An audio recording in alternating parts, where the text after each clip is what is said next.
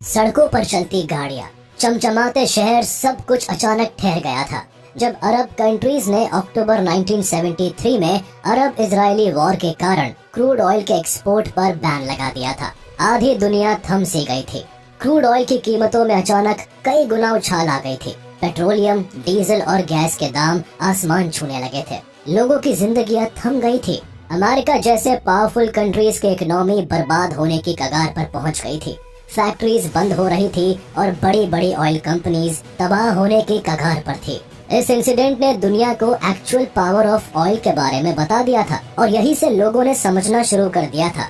जिस crude oil को black gold कहा जाता है, हकीकत में उसका इम्पोर्टेंस रियल गोल्ड से कम नहीं है। लेकिन क्या आपने कभी सोचा है आखिरकार क्रूड ऑयल सबसे पहले कहाँ और कैसे खोजा गया? कैसे लोगों की जिंदगी चलती थी जब सैकड़ों साल पहले ऑयल नहीं था? और कौन है जो ऑयल की कीमतों को कंट्रोल करता है? ऑयल की हिस्ट्री बहुत पुरानी है। लाखों वर्षों में ऑर्गेनिक मैटर के हाइड्रोकार्बन्स में ट्रांसफॉर्म होने के कारण क्रूड ऑयल बनता है। आमतौर पर डिपॉजिट के रूप में दबा हुआ क्रूड ऑयल कभी कभी अर्थ की सरफेस पर दिखाई देता है। यही कारण है कि एंशिएंट टाइम से ही ह्यूमन सिविलाइजेशन को ऑयल का नॉलेज था। हजारों साल पहले इजिप्ट के एंशिएंट सिविलाइजेशन के लोग क्रूड ऑयल का यूज मेडिसिन के तौर पर करते थे, क्योंकि उनका मानना था ऑयल को किसी चोट पर लगाने से घाव जल्दी ठीक हो जाते थे। 347 सीई में चाइना में क्रूड ऑयल के कुएं खोदे गए थे। इन कुओं की गहराई लगभग 240 मीटर तक थी और इन्हें बांस के खंभों से जुड़ी पोल्स को यूज करके ड्रिल किया गया था। लेकिन उस समय किसी को भी नहीं मालूम था आगे चलकर यही क्रूड ऑयल ब्लैक गोल्ड के नाम से मशहूर हो जाएगा। इन कुओं से निकलने वाला गाढ़ा लिक्विड आसानी के साथ जलाया जा सकता था, इसलिए इसका यूज नमक बनाने में किया जाने लगा। कुएं से बैम्बू की पाइपलाइन बिछाकर ये ऑयल नमक के खेतों में पहुंचाया जाता था, जहां ऑयल से आग जलाई जाती थी और नमक इवेपोरेट होकर बाहर निकलता था। जब यही क्रूड ऑयल 7th सेंचुरी में जापान में मिला तो वहां के लोगों ने इसे जलने वाला पानी कहना स्टार्ट कर दिया। 9th सेंचुरी में अजरबैजान के आसपास कई जगहों से क्रूड ऑयल पानी की तरह बहा करता था। 12th सेंचुरी में जब इटालियन एक्सप्लोरर मार्को पोलो दुनिया घूम रहा था, उसे कैस्पियन सागर के किनारे बाकू नाम की जगह पर चारों तरफ ऐसा ही क्रूड ऑयल दिखा था। लेकिन इसके बावजूद 15th सेंचुरी तक इस ऑयल का किसी बड़े पैमाने पर यूज नहीं किया जाता था। यहाँ तक कि उस समय लोग इतना भी नहीं सीख पाए थे कि इस ऑयल का यूज करके रात में रोशनी की जा सकती थी। लोग रात में घरों से नहीं निकलते थे और अगर किसी स्पेशल कंडीशन में किसी को बाहर निकलना होता था तो उजाले के लिए अलग अलग देशों में different type of techniques use की जाती थी। उस समय लोग इस विशेष प्रकार की फिश एंड बर्ड्स को शिकार करके कई दिनों पहले ही घर में लाकर रख लेते थे और उन्हें सुखाकर जलाया जाता था, जिससे उजाला निकलता था। अमेरिका के सामन नाम की फिश और स्कॉटलैंड एंड आयरलैंड में पेट्रल्स नाम की चिड़िया को कैंडल्स के रूप में उजाले के लिए जलाया जाता था। और फिर साल 1700 आते आते ऑयल निकालने के लिए वेल फिश का यूज किया जाने लगा। बड़ी संख्या में समुद्र से वेल मछलियां पकड़ी जाने लगी और छोटे छोटे कारखाने बनाकर इनसे ऑयल निकाला जाने लगा। इस ऑयल से रोशनी जलाई जाने लगी और इसका यूज परफ्यूम और ल्यूब्रिकेंट बनाने के तौर पर भी किया जाने लगा। इस वेल फिश से प्रोड्यूस होने वाले ऑयल पर अमेरिका की मोनोपोली थी, क्योंकि अमेरिका ने ज्यादातर अपने शिप्स वेल की तलाश में समुद्र में छोड़ रखे थे। उस समय वेल ऑयल इंडस्ट्री अमेरिका की 5th लार्जेस्ट इंडस्ट्री बन गई थी। 1846 में कनाडा के जियो साइंटिस्ट अब्राहम गेस्नर ने उजाला करने के लिए एक नए ऑयल को खोज निकाला। अब्राहम गेस्नर ने ऑयल शेल, कोल और बिट्यूमेन को रिफाइन करके ऐसा ऑयल बना लिया था जिससे आसानी के साथ आग जलाई जा सकती थी। इसका नाम केरोसिन ऑयल रखा गया था। केरोसिन ऑयल की रिसर्च से दुनिया के अंदर नया रेवोल्यूशन देखने को मिल रहा था।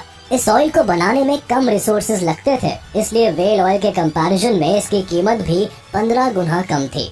जिसका असर ये हुआ कि धीरे धीरे बड़े पैमाने पर केरोसिन ऑयल बनाया जाने लगा। कई कंपनीज इस ऑयल की मैन्युफैक्चरिंग में आने लगी। इस केरोसिन ऑयल की मदद से रात में भी लोग सड़कों पर घूमने लगे थे, क्योंकि अब सड़कों पर लैंप लगने लगे थे। केरोसिन ऑयल के बाद भी इससे बेहतर ऑयल की तलाश जारी रहती है और साल 1858 में पहली बार अमेरिका के वेस्टर्न पेंसिल्वेनिया में लोगों को सॉल्ट वॉल से लगातार काला तेल निकलता हुआ दिखाई देता है। हालांकि शुरुआत में इस ऑयल के अनप्लेजेंट गंध के कारण लोग इस पर काफी ध्यान नहीं देते हैं, पर पदार्थ को उन्होंने एज पेट्रोलियम आइडेंटिफाई किया था। इन्हीं दिनों जेम्स टाउनसेंड नाम का एक आदमी जो कि एक बैंक का प्रेसिडेंट था, उसने इस पेट्रोलियम से पैसे बनाने के बारे में सोचा। इसके लिए उन्होंने येल यूनिवर्सिटी के जूनियर प्रोफेसर बेंजामिन सेलीमैन, जो कि एक केमिस्ट्री एक्सपर्ट थे, उनसे सॉल्ट वेल से निकलने वाले पेट्रोलियम की जांच और एनालिसिस करने को कहा। इस जांच के बाद काफी फेवरेबल रिपोर्ट सामने आए, जिसमें कहा गया कि अगर इस पेट्रोलियम सब्सटेंस को डिस्टिल कर लिया जाए तो इससे वैल्यूएबल प्रोडक्ट्स बनाए जा सकते हैं। टाउनसेंड को इस बात का अंदाजा था, इसीलिए टाउनसेंड ने अपने 2 और साथियों के साथ मिलकर पेंसिल्वेनिया रॉक ऑयल कंपनी को ऑलरेडी फॉर्म कर रखा था, लेकिन इसके स्टॉक्स ज्यादा बिके नहीं थे। शायद अब तक लोगों को पेट्रोलियम, केरोसिन और पेट्रोल की कीमत और यूसेज का अंदाजा नहीं था। इसके बाद टाउनसेंड एडविन ड्रेक से मिलता है, जो कि एक रेल रोड में काम करने वाला एम्प्लॉय होता है। ड्रेक भी उन दिनों ऑयल क्वेस्ट में लगा होता है। टाउनसेंड ड्रेक से पेंसिल्वेनिया के ऑयल रीजन्स का दौरा करने की रिक्वेस्ट करते हैं और इसके बाद ड्रेक उन्हें कहता है कि क्रूड ऑयल से काफी फॉर्च्यून बनाया जा सकता है। इस न्यूज से एनकरेज होकर टाउनसेंड अपने पेंसिल्वेनिया रॉक ऑयल कंपनी के सारे स्टॉक्स ड्रेक को बेच देते हैं और ड्रेक को पेट्रोलियम वेल्स खोदने का काम देकर उसे एनुअली $1000 देने का वादा करते हैं। इसके बाद ड्रेक सेनेका ऑयल कंपनी नाम से एक कंपनी को बनाते हैं। इस कंपनी का लार्जेस्ट शेयर होल्डर भी ड्रेक ही होता है। मई 1858 में ड्रेक पेंसिल्वेनिया के टिटर्सविल में चला आता है और यहाँ ड्रिलिंग करने का प्लान बनाता है। हालांकि ये काम आसान नहीं होता। जल्दी ही लोग ड्रेक को क्रेजी ड्रेक के नाम से पुकारने लगते हैं। ड्रेक इन बातों से दूर एक एक्सपर्ट ड्रिलर की तलाश में रहता है और यही उसकी मुलाकात एक ब्लैकस्मिथ से होती है, जिसका नाम विलियम स्मिथ होता है। उन दिनों विलियम पर डे $2.5 पेमेंट पर ड्रेक के लिए काम शुरू करता है। उसके साथ ही उसका एक 15 साल का बेटा भी इस जद्दोजहद में जुड़ जाता है। खुदाई के दौरान स्मिथ जब क्रीक में ड्रिलिंग कर रहे होते हैं, तब बार बार वाटर स्ट्रीम्स उस जगह पर आ जाती है, जिससे कि खुदाई में परेशानी बढ़ने लगती है। इस प्रॉब्लम को सॉल्व करने के लिए उन्होंने पहले तो इस पानी को पंप आउट करने की कोशिश की, लेकिन फिर लगा ये करना काफी मुश्किल है। इसके बाद स्मिथ और ड्रेक ने मिलकर कास्ट आयरन पाइप की मदद से सीधे बेडरॉक के अंदर ड्रिलिंग शुरू कर दी, जिससे कि पानी की स्ट्रीम ऊपर ही रह गई। इसके बाद इन्होंने स्टीम इंजन की सहायता से ड्रिलिंग की, लेकिन तभी भी कुछ ज्यादा सक्सेस हाथ नहीं लगी। आखिरकार सैटरडे 27 अगस्त 1859 को वो दिन आ ही गया जब स्मिथ ने 69 फीट की गहराई तक खुदाई करके क्रूड ऑयल को हासिल कर लिया। मंडे को जब ड्रेक इस वेल साइट पर पहुंचा, तब उसने देखा कि स्मिथ और उसके टीम ने कई सारे जार्स, बैरल्स और टब्स को क्रूड ऑयल से भर रखा है। कई बार फेल होने के बाद आखिरकार टिटर्सविल से 11 किलोमीटर दूर एक रूरल एरिया में पहली बार क्रूड ऑयल निकला। देखते ही देखते ये बात पूरे एरिया में फैल गई। टाइटसविल के एरिया में जगह जगह ड्रिलिंग होने लगे और भारी मात्रा में ऑयल निकाला जाने लगा। कुछ ही दिनों में ये पूरा शहर ऑयल सिटी के नाम से जाना जाने लगा। शुरुआत में यहाँ 4500 बैरल ऑयल प्रोड्यूस किया जाता था, लेकिन 4 साल के अंदर ही 1862 तक यहाँ 30 लाख बैरल ऑयल निकाला जाने लगा। पेंसिल्वेनिया में ऑयल प्रोडक्शन शुरू होने के साथ ही पूरे अमेरिका में ऑयल रेवोल्यूशन आ गया। अकेले पेंसिल्वेनिया में जगह जगह ऑयल वेल्स खोदे जाने लगे। धीरे धीरे कैलिफोर्निया, ओक्लाहोमा और टेक्सास में भी कच्चे तेल के कुएं खोदे जाने लगे। इन तीनों स्टेट से ही अमेरिका में लगभग 26 मिलियन बैरल्स कच्चा तेल निकाला जाने लगा। 1900 आते आते ये प्रोडक्शन एनुअली लगभग 64 मिलियन बैरल्स हो गया था। इसके साथ ही यहाँ more than 200 oil by products जैसे कि स्टोव फ्यूल, ल्यूब्रिकेंट्स और केरोसिन की भी प्रोडक्शन और मार्केटिंग शुरू हो गई। देखते ही देखते अमेरिका दुनिया का इकलौता सबसे बड़ा ऑयल प्रोड्यूसर बन गया। अमेरिका के अंदर तेजी के साथ ऑयल का बढ़ता बिजनेस देखकर दुनिया भर के सभी देशों में ऑयल की खोज शुरू हो गई थी। हर कंट्री चाहती थी कि काश उसके यहाँ भी ऑयल निकल आए। कुछ देशों में सरकारें ऑयल की रिसर्च में पैसे खर्च कर रही थी, तो कुछ जगहों पर यूरोप की कंपनीज ऑयल की तलाश में लगी हुई थी। 20th सेंचुरी की शुरुआत होते ही ऑयल की ये तलाश मिडिल ईस्ट के अंदर पहुंच चुकी थी। ब्रिटेन के जियोलॉजिस्ट जॉर्ज बर्नार्ड रेनॉल्ड्स ने लगातार 10 सालों तक पर्शिया के अलग अलग हिस्सों में जाकर ऑयल की पॉसिबिलिटीज तलाश की थी और आखिरकार 1908 में पर्शिया यानी आज के ईरान के अंदर भी क्रूड ऑयल मिल गया था। क्रूड ऑयल मिलने के कारण इस पूरे एरिया में एंग्लो पर्शियन ऑयल कंपनी, जो कि एक ब्रिटिश कंपनी थी, उसका मोनोपोली हो गया। ये कंपनी ऑयल को रिफाइन करके दुनिया के और देशों में सप्लाई करती थी। आगे चलकर इस कंपनी के ज्यादातर शेयर्स ब्रिटिश गवर्नमेंट ने खरीद लिए थे, इसलिए ईरान से निकलने वाले क्रूड ऑयल का सारा प्रॉफिट ब्रिटिश गवर्नमेंट को जाने लगा।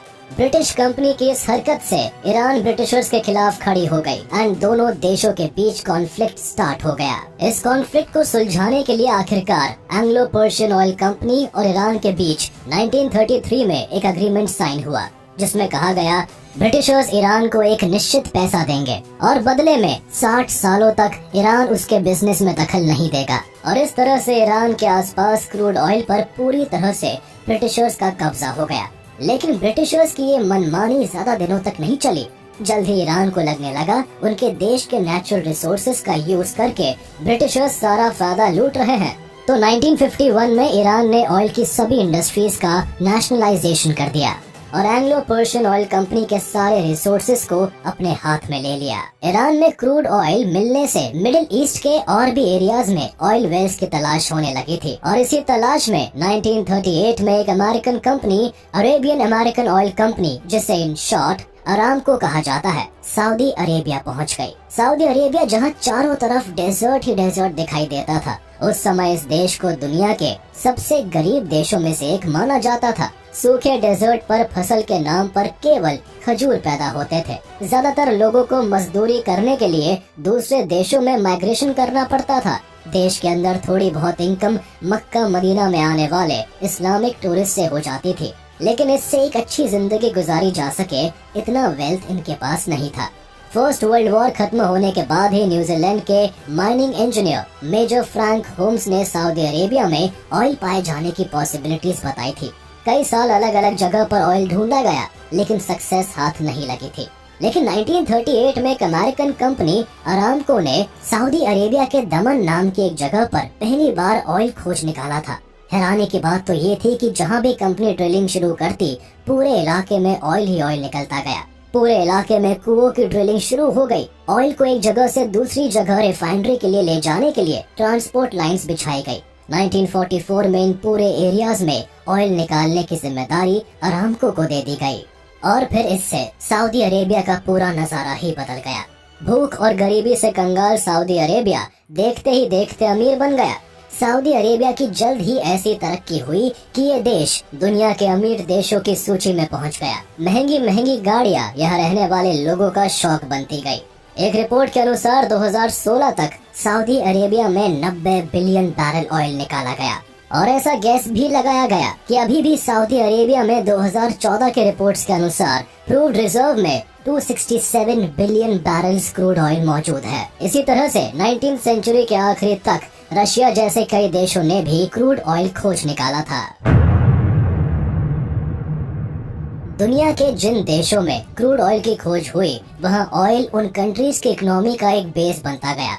हर कंट्री चाहती थी कि वो ज्यादा से ज्यादा ऑयल निकाले और दुनिया भर में एक्सपोर्ट करे, जिससे कि उसकी जीडीपी बढ़ती चली जाए। एक समय ऑयल की सप्लाई ज्यादा थी और उसकी डिमांड कम, इसलिए ज्यादा एक्सपोर्ट करने के चक्कर में एक देश दूसरे देश के कंपैरिजन में कम डॉलर में भी क्रूड ऑयल एक्सपोर्ट करने को तैयार थे। अब इस ज्यादा एक्सपोर्ट के चलते उन देशों में कंपटीशन बढ़ने लगा, जहां ऑयल काफी मात्रा में मौजूद था। इस बढ़ते कंपटीशन के कारण इन सभी ऑयल एक्सपोर्टिंग कंट्री को लॉस होने लगा। तो सितंबर 1960 के बगदाद कॉन्फ्रेंस में 5 कंट्रीज ने मिलकर एक ग्रुप बनाया, जिसका नाम ओपेक यानी organization of the petroleum exporting countries रखा गया। शुरुआत में इसमें Venezuela, Saudi Arabia, Kuwait, Iraq और ईरान जैसे ऑयल प्रोड्यूस करने वाले कंट्रीज शामिल थे। बाद में इसमें 8 देश और जुड़े और ओपेक मेंबर्स की संख्या बढ़कर 13 हो गई। ओपेक के मेंबर्स कंट्रीज के अंदर ऑयल कितना प्रोडक्शन करना है और इसे किस प्राइस पर एक्सपोर्ट करना है, यही ऑर्गेनाइजेशन तय करता है। हालांकि रशिया और अमेरिका ने खुद को ओपेक से अलग ही रखा और इन्होंने कहा कि हम अपने ऑयल का प्राइस खुद ही डिसाइड करेंगे। हालांकि बाद में दिसंबर 2016 में ओपेक ने 10 नॉन ओपेक देशों के साथ एक एग्रीमेंट कर लिया था, जिसमें रशिया और कजाकिस्तान जैसे देश शामिल थे और इस तरह से ओपेक को ओपेक प्लस कहा जाने लगा था। जैसे जैसे दुनिया के अंदर ऑयल का प्रोडक्शन बढ़ता जा रहा था, इसके यूज के लिए मशीनरीज और गाड़ियां भी काफी तेजी के साथ बढ़ती जा रही थी। इंडिया के अंदर भी बड़ी बड़ी कार्स इंपोर्ट की जा रही थी, लेकिन लोगों को अंदाजा नहीं था कि ये कहानी एक नया मोड़ लेने वाली है। अक्टूबर 1973 में एनर्जी क्राइसिस आ गया। हालात कुछ ऐसे हो गए थे कि इंडिया की सड़कों पर ब्यूइक्स और इम्पालास जैसी बड़ी बड़ी अमेरिकन गाड़ियां बंद हो गई और उनकी जगह गिनी चुनी फिएट और स्टैंडर्ड हेराल्ड जैसी गाड़ियां दिखने लगी। वर्ल्ड वॉर 2 के बाद दुनिया में 2 बड़े बड़े ऑयल क्राइसिस हुए हैं। पहला ऑयल क्राइसिस 1973 में हुआ, जब ओपेक के अरब कंट्रीज ने अमेरिका, जापान और वेस्टर्न यूरोप को ऑयल एक्सपोर्ट करने से मना कर दिया।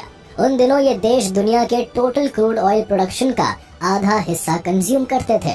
हालांकि ये फैसला इन्होंने रातों रात नहीं लिया, बल्कि उन दिनों यौम किपुर वॉर चल रहा था, जिसमें सीरिया और इजिप्ट इजराइल के खिलाफ लड़ रहे थे। अरब कंट्रीज हमेशा से ही इजराइल के अगेंस्ट रहे हैं, लेकिन western countries America and Japan इस युद्ध में इजराइल को सपोर्ट कर रहे थे और इसी बात की नाराजगी दिखाते हुए ओपेक ने इन देशों पर ऑयल एक्सपोर्ट एम्बार्गो लगा दिया था।